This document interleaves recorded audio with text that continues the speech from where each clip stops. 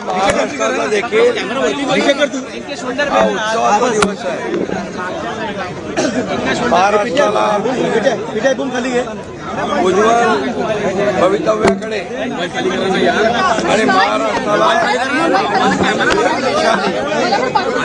आणि देशाला आर्थिक महासत्तेकडे घेऊन जाणारा हा उत्सव आणि म्हणून या उत्सवामध्ये सर्व मतदारांनी सहभागी व्हायला पाहिजे आणि जास्तीत जास्त लोकांनी मतदान केलं पाहिजे, कारण मतदान हे आपलं पवित्र कर्तव्य आहे, ही आपली जबाबदारी आहे आणि म्हणून ती प्रत्येक नागरिकांनी पार पाडली पाहिजे आणि या लोकशाहीच्या उत्सवामध्ये सामील झालं पाहिजे असं माझी सगळ्यांना नम्र विनंती आहे। या राज्यातला मतदानाचा टक्का जास्तीत जास्त वाढवण्यासाठी प्रत्येकाने मतदान करावं आणि लोकशाही समृद्ध आणि प्रगल्भ करावी अशा प्रकारची विनंती मी करतो। खरं म्हणजे गेल्या 5 वर्षाचा कारभार महाराष्ट्रातल्या जनतेने पाहिलाय। 2019ला मतदान झालं आणि त्यावेळेस जे काही महाराष्ट्रातल्या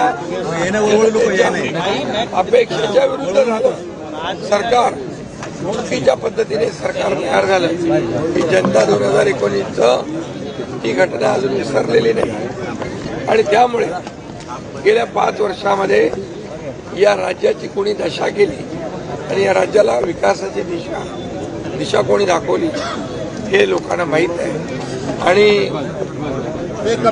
या राज्याचा केलेला विकास, या राज्यामध्ये सुरू केलेल्या कल्याणकारी योजना, या योजना ज्या आहेत आणि विकास हा लोकांना माहीत आहे। मुख्यमंत्री माझी लाडकी बहीण योजनेसारखी अनेक मेगाच्या डिटेलमध्ये जात नाही, परंतु अनेक योजना या सर्वसामान्य लाडक्या बहिणींसाठी, लाडक्या भावांसाठी, लाडक्या शेतकऱ्यांसाठी, लाडक्या कामगारांसाठी, लाडक्या ज्येष्ठांसाठी आम्ही केल्या आणि नक्कीच आम्हाला समाधान आहे की गेल्या 5 वर्षामध्ये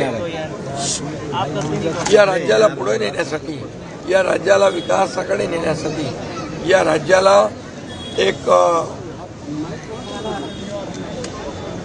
खरं म्हणजे या राज्याचा सर्वांगीण विकास आणि या राज्यातल्या सर्वसामान्य लोकांच्या जीवनामध्ये बदल घडवण्यासाठी या महाराष्ट्राला एक शक्तिशाली राज्य बनवण्यासाठी आम्ही महायुतीने प्रयत्न केलेला आहे आणि मला वाटतं या राज्यातली जनता आज समाधानी आहे।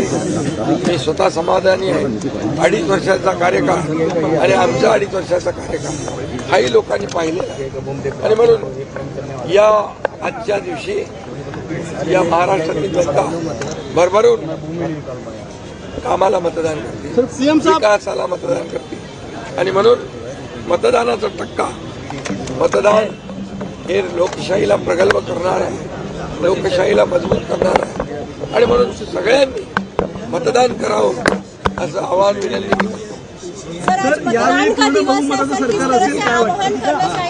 पूर्णपणे येणारं सरकार महायुतीचं बहुमताचं थम्पिंग मेजॉरिटीचं असेल।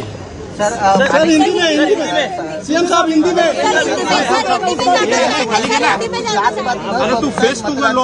म्हणून आम्ही विकासाला प्राधान्य दिलं, कल्याणकारी योजनांना प्राधान्य दिलं। 2.5 वर्षाचा कार्यकाळ या महाराष्ट्रातल्या जनतेने पाहिलेला आहे।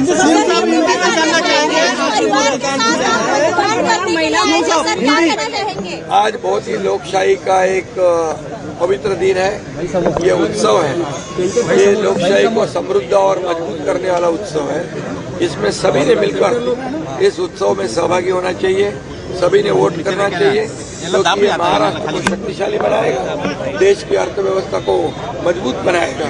इसलिए आज का दिन बहुत ही महत्वपूर्ण है। ये मतदान सभी लोग करें और हमारी लोकशाही समृद्ध करें, प्रगल्भ करें, मजबूत करें। और पिछले 5 साल का कारोबार लोगों ने देखा है। 2019 में क्या हुआ था लोग आज भूले नहीं है। लोगों का मैंडेट क्या था और लोगों का मैंडेट था महायुति, जनता का मैंडेट था महायुति, लेकिन सरकार महायुति की नहीं बनी, इसलिए वो लोगों के ध्यान में है पूरी तरह।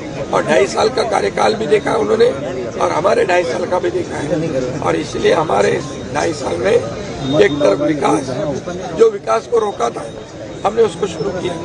जो कल्याणकारी योजना है जैसे लाडली बहन, लाडला भाई, लाडला किसान, कई योजनाएं मैं अभी सब में खुलकर बताना नहीं चाहता, लेकिन विकास और कल्याणकारी योजनाएं जो शुरू की है इसका प्रतिबिंब जो है इस चुनाव में दिखेगा। महिलाओं को बड़े पैमाने पे लाडली बहनों का और लाडले भाइयों का मतदान होगा, और मैं सभी से गुजारिश करता हूँ लोकशाही में वोटिंग होना चाहिए, ये हमारा अधिकार है, हमारी जिम्मेदारी है, वो हमने बखूबी निभानी चाहिए, और इसलिए सभी वोट करें। और मुझे विश्वास है 2.5 साल में जो महायुति ने काम किया है, जो कल्याणकारी योजनाएं, जो विकास, उसके बलबूते पे आने वाली सरकार जो है मजबूत थम्पिंग मेजोरिटी ये महायुति की होगी।